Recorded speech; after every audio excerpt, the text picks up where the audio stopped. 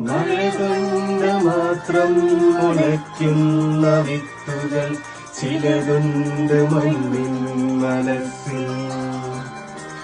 പ്രളയത്തിനായി മാത്രമെരിയുന്ന ജീവന്റെ തിരികളുണ്ടാത്മാവിലുള്ള